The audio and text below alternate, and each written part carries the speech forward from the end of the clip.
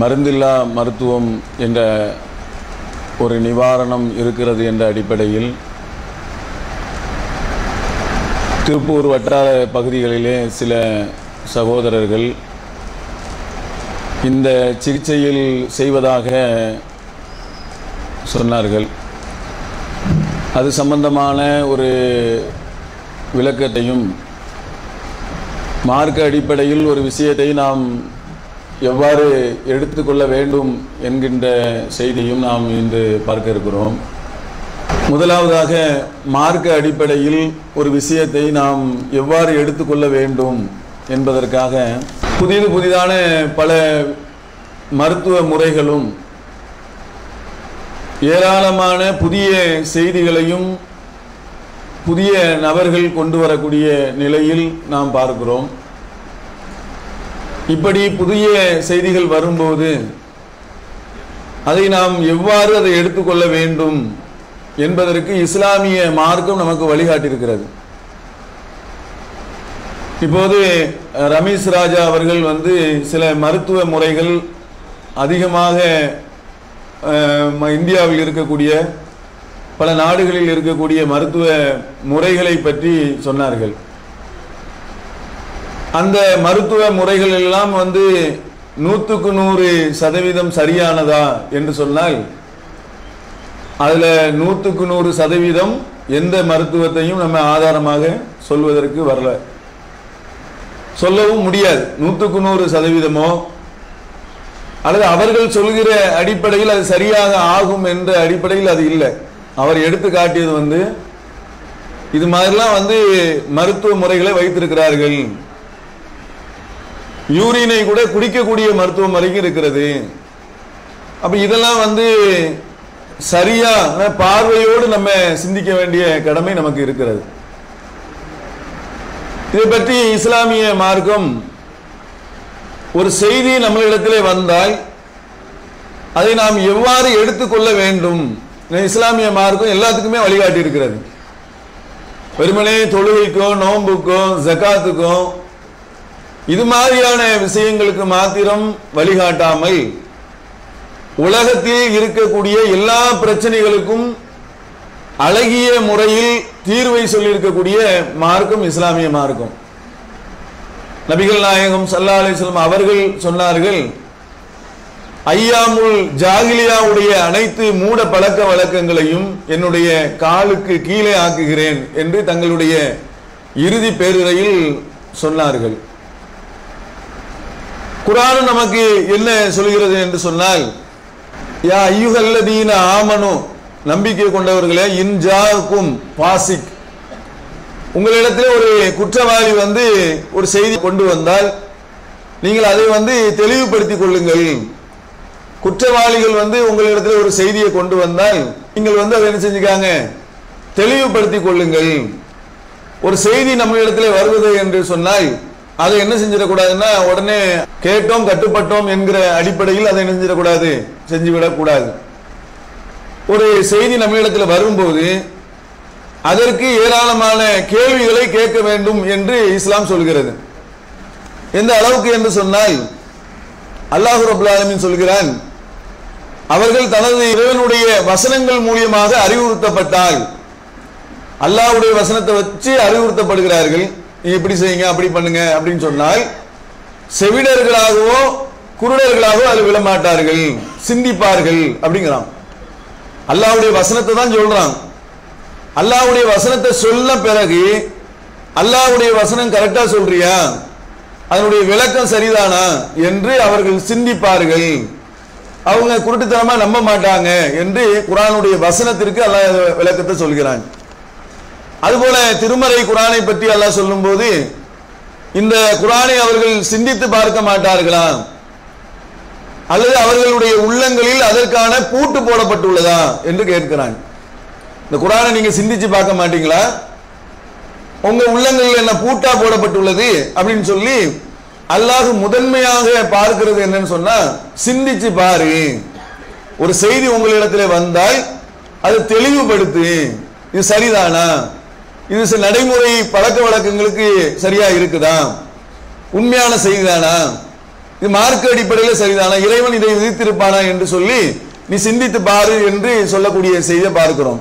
அதே மாதிரி அல்லாஹ் ரப்பல் ஆலமீன் சொல்றான், வானங்களில் பூமியிலும் உள்ளவற்றை அவர்கள் சிந்திப்பார்கள். அந்த நம்பிக்கை கொள்ளாத கூட்டம் அதை சிந்திக்க மாட்டாங்க. வானங்களிலும் பூமியிலும் உள்ள ஒவ்வொரு விஷயத்தையும் என்ன செய்வாங்கன்னா நம்பிக்கை கொண்டவர்கள் அதை சிந்திச்சு பார்ப்பார்கள் அப்படின்னு சொல்லி அல்லாஹ் ரப்பல் ஆலமீன் சொல்றான். அதே மாதிரி சஹாபாக்கள் அவர்களுடைய நடைமுறையும் எப்படி இருந்தது என்று சொன்னால், ஒரு செய்தி அவங்களிடத்துல வரும்போது அது மார்க்க அடிப்படையில் வரும்போது கூட அதை உடனே கேட்டு அப்படி கட்டுப்பட்டோங்கிற நிலையிலாம் அவங்க கிடையாது. ஒரு செய்தி சொல்லப்படுகிறது, அபூ ஹுரைரா அவர்கள் இந்த மாதிரிலாம் அறிவிப்பு செய்கிறாங்க, அதாவது வீட்டுல, பெண்கள்ல, வாகனத்துல சகுனம் இருப்பதாக நபிகள் நாயகம் ஸல்லல்லாஹு அலைஹி வஸல்லம் அவர்கள் சொன்னதான ஒரு செய்தியை அபூ ஹுரைரா அவர்கள் அறிவிக்கிறார்களே அப்படின்னு அன்னை ஆயிஷா ரலியல்லாஹு அன்ஹா அவர்களிடத்திலே கேட்கும்போது, ஆமா கரெக்ட் தானே அப்படின்னு சொல்லலாம். அவங்க உடனே என்ன சொல்றாங்கன்னா, இல்ல அப்படி கிடையாது, அப்படி சொல்லியிருக்கிறதுக்கும் வாய்ப்பு கிடையாது. அது ஏன் அப்படி வாய்ப்பு கிடையாதுன்னு சொன்னா, குர்ஆனுடைய வசனங்களுக்கு அது மாற்றம். குர்ஆனுடைய வசனம் என்ன சொல்லுது, அப்படி கிடையாது, ஒருவர் சுமையை ஒருவர் சுமக்க முடியாது. அதே மாதிரி பூமியிலேயோ எந்த இடத்துலையும் சொல்லி எது நடந்தாலும் சரி அது அல்லாஹ்வுடைய பதிவேட்டில் அது இருக்கிறது. வானத்திலேயோ பூமியிலேயோ எது நடந்தாலும் சரி அது அல்லாஹ்வுடைய பதிவேட்டில் இல்லாமல் இல்லை. அதனால நீ இதுல சகுனம் அதுல சகுனம், நீ போனா சகுனம் வந்தா சகுனம்ங்கிறதுலாம் அது அல்லாஹ்வுடைய விதிக்கு மாற்றமாக இருக்கிறது அப்படின்னு சொல்லிட்டு அவங்க விளக்கம் கொடுக்கறாங்க. இது மாதிரியான நம்பிக்கை மற்ற மக்கள் மத்தியில் அது இருந்தது அப்படின்னு சொல்லி அவங்க விளக்கம் கொடுக்கக்கூடிய நிலை. ரசூலுல்லாஹ் அதை தெளிவுபடுத்தினாங்க. மற்ற சமுதாயம் இருக்காங்கல்ல, யூதர்கள், அந்த மாதிரியான அவங்கள்ட்ட இருந்த கலாச்சாரமே தவிர அப்படின்னு சொல்லி விளக்கம் கொடுக்கக்கூடிய நிலையை நம்ம பார்க்கிறோம். அதே மாதிரி உமர் ரலியல்லாஹு அவர்கள் கத்தியால் குத்தப்படுகிறார்கள். அந்த நேரத்தில் ஒரு சஹாபி என்ன செய்றாங்க, அழுகுறாங்க. அப்போ உமர் ரலியல்லாஹு சொல்றாங்க, ஏங்க இப்படி அழுவக்கூடாது, ஏன்னா நீங்க அழுவதனால் உயிரோடு இருப்பவர்கள் அழுவதனால் இறந்தவர்களுக்கு வேதனை செய்யப்படும் என்று சொல்லப்படுகிறது. ரசூலுல்லாஹ் சொல்லி இருக்கிறாங்களே, அப்ப நீங்க இந்த மாதிரி அழுவலாமா அப்படின்னு சொல்லி உமர் ரலியல்லாஹு சொல்றாங்க. அது பிற்காலத்தில் ஆயிஷா ரலியல்லாஹு அன்ஹா அவங்கள்ட்ட சொல்லும் போது அப்படி கிடையாது, அந்த மாதிரி ரசூலுல்லாஹ் சொல்லவும் கிடையாது, குர்ஆனுடைய வசனத்திற்கும் அது மாற்றமாக இருக்கிறது அப்படின்னு சொல்லிட்டு இந்த மாதிரி சொல்லல. காபியர்கள் என்ன செய்யறாங்க, அவங்க யாராச்சும் இறந்து போயிட்டாங்கன்னு சொன்னா ஒவ்வொன்றும் ஒப்பாரி வச்சு அழுகுறாங்கல்ல, அவங்க ஒப்பாரி வச்சு அழுகுறது அவங்களுக்கு வேதனையை, அவங்க அந்த ஒப்பாரி வைக்கக்கூடியவர்களுக்கு வேதனை அதிகப்படுத்துகிறது அப்படிதான் சொன்னாங்க. ஜனாசாக்கு வேதனை செய்யப்படுகிறதுன்னு சொல்லல அப்படின்னு சொல்லி ஒரு செய்தி வரும்போது அந்த செய்தியை மார்க்க அடிப்படையில் என்ன செய்யறாங்க, ஆய்வு பண்ணி இதை ஏத்துக்கிடலாமா ஏத்துக்கிடக்கூடாதா அப்படிங்கிற ஒரு எண்ணங்கள் சகாபாக்கள் மத்தியிலையும் சகாபிய பெண்கள் மத்தியிலையும் அது இருந்திருக்கிறது. இப்போ நம்ம இடத்துல நீங்கள் எடுத்துக்கொண்டால் புதிதாக ஏராளமான மருத்துவ முறைகளை என்ன செய்றாங்க சொல்றாங்க. அந்த மருத்துவ முறைகள் அந்த உடலுக்கு ஆரோக்கியத்தை ஏற்படுத்துகிறதா, நல்ல வழிமுறையை கொண்டு வருகிறதா, சரியான முறையில் இருக்கிறதா, மார்க்க அடிப்படையில் இதை செய்யலாமா, அல்லாஹ் இப்படி விதித்திருப்பானா, அல்லாஹ்வுடைய சட்டத்திற்கு இது சரியானதானா, இது நடைமுறை பழக்க வழக்கங்களுக்கு அது சரியா வருமா, உடலில் எல்லா விதமான பிரச்சனைகளையும் அது சரி பண்ணுமா, எல்லா விதமான நோய்களுக்கும் அதை தீர்வை தருமா, இப்படி பல கேள்விகள் அந்த கருத்தின் முன்னால் வைக்கப்பட வேண்டும். ஆனா அப்படி இருக்கிறாங்களா, மக்களுடைய நிலை அப்படி இருக்கிறதா என்று சொன்னால் அப்படி கிடையாது. அவங்க என்ன செய்றாங்க, பார்த்து உடனடியாக ஒரு தன்னளவில் ஒண்ணு நிறைவேறிட்டுன்னு வைங்க, அதை வைத்துட்டே என்ன செய்யறாங்க, எல்லா நோய்க்கும் இது சரியா வந்துடும் அப்படிங்கிற ஒரு எண்ணம் இருப்பதை நம்ம பார்க்க முடிகிறது. அதுல இப்போ உங்க பகுதியில் நீங்க எடுத்துக்கொண்டால் அதிகமாக அக்கு பஞ்சர் என்ற ஒரு வைத்தியம் பார்க்கப்படுகிறது. அதாவது அன்னைக்கு பரவலாக அதை பேசுறாங்க. அதே மாதிரி அக்கு பிரஷர் என்று சொல்லி அதுவும் பார்க்கிறார்கள். அதே மாதிரி ஹிசாமா என்று சொல்லி இரத்தத்தை குத்தி எடுப்பது இது போன்று பார்க்கிறார்கள். பேலியோ என்று சொல்லி அந்த ஒரு நோயும் பார்க்கப்படுகிறது. இது மாதிரி எல்லாம் என்ன செய்யறாங்க பார்க்கிறார்கள். பார்க்கக்கூடியவர்கள் சில கருத்துக்களையும் சொல்றாங்க. அதை உங்கள்கிட்ட தான் நம்ம இப்ப கேட்க போறோம். என்ன மாதிரி அவங்க கருத்துக்கள் சொல்கிறார்கள் அப்படின்னு நீங்க சொன்னீங்கன்னா தான் நமக்கு தெரியும். ஏன்னா நீங்க சொல்றதை வச்சுதான் நம்ம அதை விளங்கிக்கிட்டு தான் என்ன செய்ய முடியும், நம்ம சொல்ல முடியும். சரியா? முதலாவதாக யாராச்சும் உங்களுடைய கேள்விகளை கேளுங்க, என்ன மாதிரி கருத்துக்களை அவங்க சொல்றாங்கன்ட்டு. இந்த ரத்த தானம் பண்றது, அது போக இந்த தடுப்பூசிகள் போடுறது சம்பந்தமா சொல்றாங்க. தடுப்பூசிகள் வந்து போடாதீங்க, ஊசியே போடாதீங்க அந்த மாதிரி சொல்றாங்க. குழந்தைகளுக்கு போடுற தடுப்பூசியா இருந்தாலும் சரி, எந்த ஒரு நோய்க்கு போடுற தடுப்பூசியா இருந்தாலும் போடாதீங்க அந்த மாதிரி ஒரு கருத்து சொல்றாங்க. தடுப்பூசி போடக்கூடாதுங்கிறாங்க. அந்த மாதிரி தடுப்பூசி போடக்கூடாதுங்கிற இதுல வந்து அவங்க அந்த கருத்தை சொல்றாங்களோ, அது சரி காணக்கூடிய நிலையில் இருக்குதா? ஏன்னா டாக்டர்லாம் வந்து குழந்தைகளுக்கு வந்து மாதந்தோறும் வருஷந்தோறும் தடுப்பூசி போடணும்னு சொல்லி டாக்டர்ஸ் எல்லாம் சொல்றாங்க. ஆனால் வந்து இந்த அக்ரிகல்ச்சர் பார்க்குறவங்கலாம் வந்து தடுப்பூசியை போடாதீங்க, அது வந்து உடம்பை வந்து எல்லாத்தையும் சரி பண்ணிக்கும். தடுப்பூசிங்கிறது வந்து ஒரு மஞ்சக்காமலைக்கு ஒரு குழந்தைக்கு தடுப்பூசி போடுறோம்னா அது வந்து மஞ்சக்காமலையோட கிருமியை தான் தடுப்பூசிக்குள்ள குழந்தைக்கு போடுறாங்க. அதனால் வந்து அது அந்த நோய் வந்தனால நோய் எதிர்ப்பு சக்தியை வந்து உடம்பே உற்பத்தி பண்ணிக்கும் அப்படின்னு தான் சொல்கிறோம். அதுக்காக இந்த ரத்த தானம் பண்ணுறது. அவங்கள்ட்ட நீங்கள் ஏதாவது கேள்வி கேட்டிருக்கீங்களா? இல்லை, அவங்கள்ட்ட கேள்வி கேட்குற சூழ்நிலை எனக்கு வந்து. அதாவது இப்போ பரவலாக வந்து என்னன்னா தடுப்பூசி போடக்கூடாது அப்படிங்கிற மாதிரி ஒரு பிரச்சாரம் இன்னைக்கு அதிகமாக இருக்கிறது. அதுவும் நீங்கள் சமீபத்தில் நீங்கள் எடுத்துக்கொண்டால் ரூபல்லா அப்படின்னு சொல்லி தடுப்பூசி போடுறது கவர்மெண்ட் மூலியமாக போடுவதற்கு அறிவிப்பு செஞ்ச நேரத்தில் பல இடங்களில் வந்து இவர்களுடைய அந்த சொல்லினால் வார்த்தையை கேட்டுட்டு தடுப்பூசி போடுறது வந்து சரியில்லை, போடக்கூடாது அப்படிங்கிற மாதிரியான ஒரு கருத்தை வைக்கிறாங்க. இது வந்து சரியான கருத்தா அப்படின்னு நம்ம பார்க்க வேண்டிய கடமை நமக்கு இருக்குது. அதாவது தடுப்பூசி அவங்க சொல்றது வந்து என்ன சொல்றாங்க அப்படின்னா, அவங்க வந்து அந்த கிருமிகளை வந்து நம்மளுடைய தடுப்பூசிங்கிற பேர்ல நம்ம உடம்புல ஏத்துறாங்க ஒன்று சொல்றாங்க. ரெண்டாவது என்ன சொல்றாங்கன்னு சொன்னா, அந்த கிருமி வந்து என்னன்னா நமக்கு வந்து வேற விதமான பாதிப்பை ஏற்படுத்தும் அப்படிங்கிறாங்க. மூணாவது என்ன சொல்றாங்க அப்படின்னு சொன்னா, இதனால் வந்து எந்த பிரயோஜனமும் கிடையாது, போடுறதுனால எந்த பிரயோஜனமும் கிடையாது அப்படிங்கிறாங்க. நாலாவது என்ன சொல்றாங்கன்னா, இது வந்து இல்மி நாட்டினுடைய சதி, ஜனத்தொகையை குறைப்பதற்காக இல்மி நாட்டி என்று ஒரு சாரார் இருக்காங்க. அது சம்பந்தமான சொல்லுவோம் கடைசியில். அப்படி இல்மி நாட்டி என்ற ஒரு சாரார் வந்து என்ன செய்றாங்க, சூழ்ச்சி செய்து தடுப்பூசி போட செய்து மக்களுடைய ஜனத்தொகையை குறைப்பதற்காக இந்த வேலையை செய்யறாங்க அப்படிங்கிற கருத்து சொல்றாங்க. அப்ப நமக்கு வேறு விதமான நோய்கள் வருவதற்கு கூட தடுப்பூசி தான் காரணம். இப்படி பல கருத்துக்களை சொல்லும் போது நம்ம பார்க்கும்போது அதை ஆய்வின் அடிப்படையில் பார்த்தா கூட அவங்க ஏத்துறது வந்து ஒரு விதமான கிருமியை தான் ஏத்துறாங்க. அதனால என்ன செய்யறாங்கன்னா, பாத்தீங்களா கிருமிகளை ஏத்துறாங்களா பாத்தீங்களா, அதனால இந்த இது நோய் வருது அப்படிங்கிறாங்க. இப்ப நம்ம என்ன கேட்கிறோம் அவங்கள்ட்ட, இப்போ வந்து முதல்ல வந்து என்ன விளங்கிக்கணும்னு சொன்னா, தடுப்பூசியினால் சமுதாயம் பயன்பெற்றிருக்குதா முதல்ல ஒன்று பார்க்கணும்.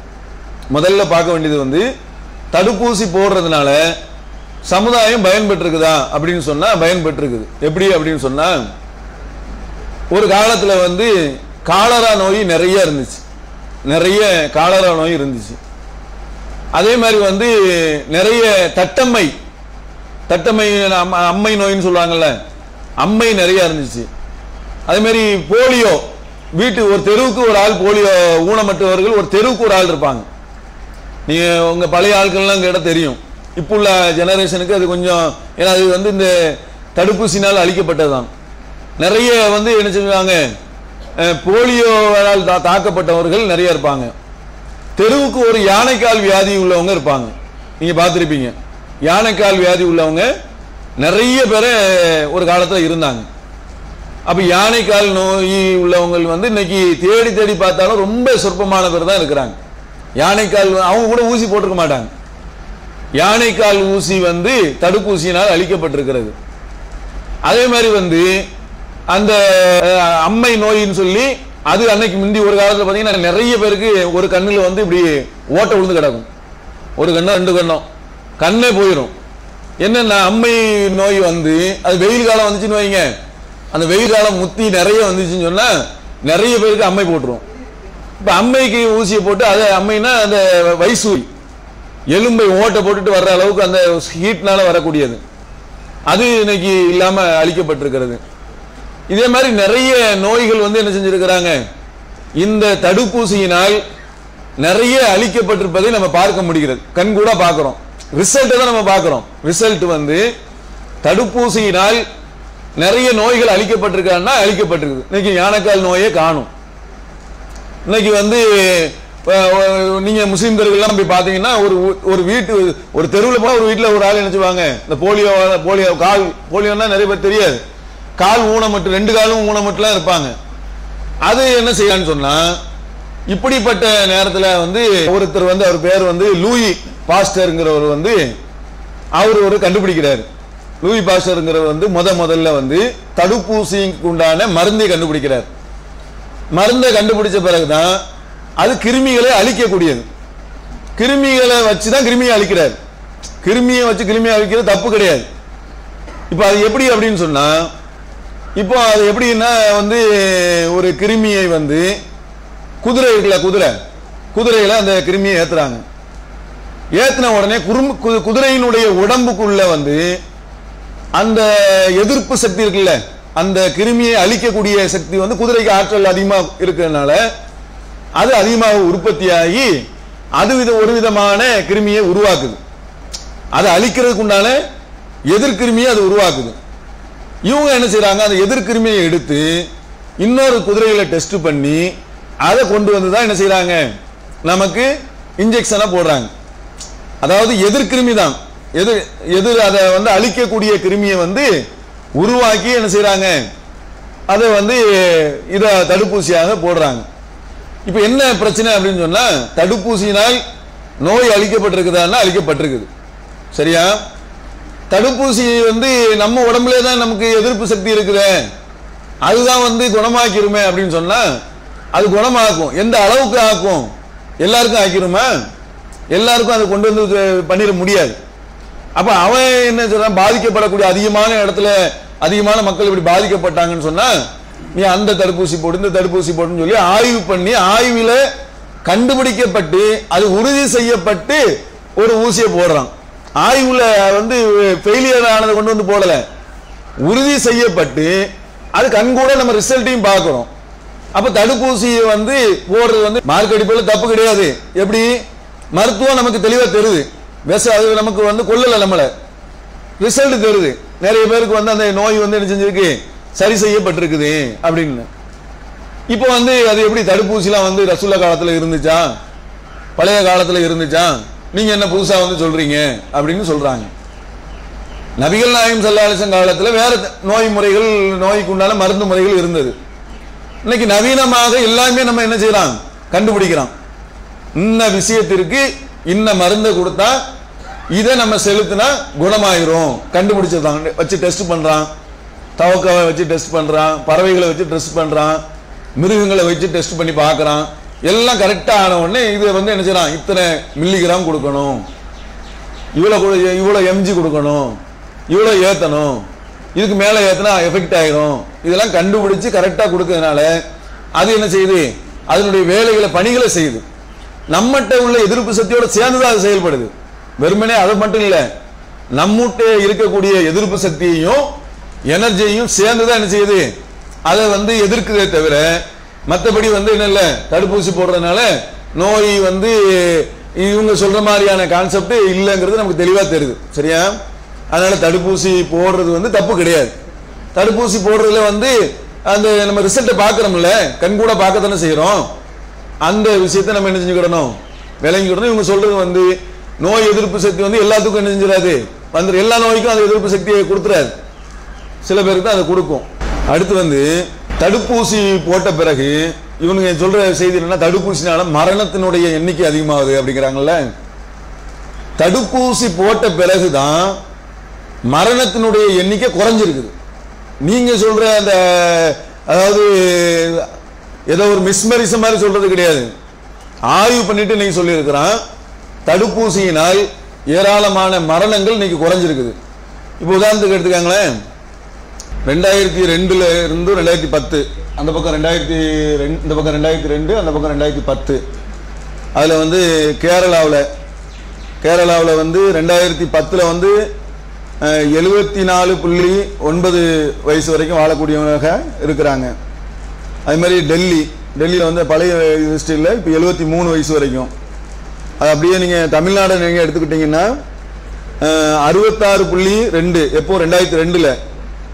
அது 2010 எடுத்துக்கிட்டிங்கன்னா 70.6. இது வந்து நம்ம ஒவ்வொரு எல்லாத்துலேயுமே வந்து கூடி இருக்குது. வயசு மரணத்தினுடைய எண்ணிக்கை இருக்குல்ல, வயசு அது வந்து உலக லெவல்லையும் கூடி இருக்குது, இந்தியா லெவல்லையும் என்ன இருக்குன்னா ஒரு காலத்தில் 40 வயசு 50 வயசுலாம் இறந்தவங்களாம் உண்டு, அதிகமாக உண்டு. அப்போ நீங்கள் சொல்லுங்க, அந்த காலத்துல வயசுல வந்து பெரிய ரொம்ப காலமாக வாழ்ந்திருக்காங்களே, அது சொற்பமானவர்கள். அவங்க வந்து சொன்னீங்கன்னா சில பேர் 50 70 வயசு 80 வயசு 100 வயசுல வாழ்ந்துருக்கிறாங்க. அது கொஞ்சம் சொற்பமான வாழ்ந்ததுனால தான் அதை சொல்றாங்க. ஆனால் கணக்கு பிரகாரம் பார்த்தீங்கன்னு சொன்னா சண்டை கூட சொல்லுவாங்க, காலராயில் போய் சாக மாட்டானா, கொள்ள நோயில் போய் சாக மாட்டானா. அவங்க அந்த காலத்தில் என்ன, ஒரு கொள்ள நோய் வந்து ஒரு 2000 பேர் காய். உண்மையா இல்லையா? உள்ள பழைய ஆட்களும் தெரியும் தானே, கொள்ள நோயில் எவ்வளவு பேர் இறந்துருக்கிறாங்க, 2000 பேர் 3000 பேர் 4000 பேர். இது மாதிரி வந்து பழைய ஆள்களுக்கு, பழைய வயசானவங்களுக்குலாம் கேள்விப்பட்டிருப்பாங்க. நிறைய பேர் நிறைய மரணம் அவங்க அடைஞ்சிருக்கிறாங்க. ஆனா இப்போ வந்து என்ன இருக்குன்னா அது குறைஞ்சிருக்குது. அப்போ மரணத்தினுடைய இது குறைகிறதுக்கு வந்து இன்றைய நவீன விஷயத்துல என்ன செய்யலாம், கண்டுபிடிக்கலாம் எந்தெந்த விஷயங்கள்ல எந்தெந்த கிருமினால் அதிகமான பாதிப்பை ஏற்படுத்துது அப்படின்னு சொல்லி கண்டுபிடிச்சு அதற்கு உண்டான ஒரு தடுப்பு மருந்தாக அதை கொண்டு வர்றோம். அதனால அதை போடுறதுல என்ன செய்யல, அது தப்பு இல்லை.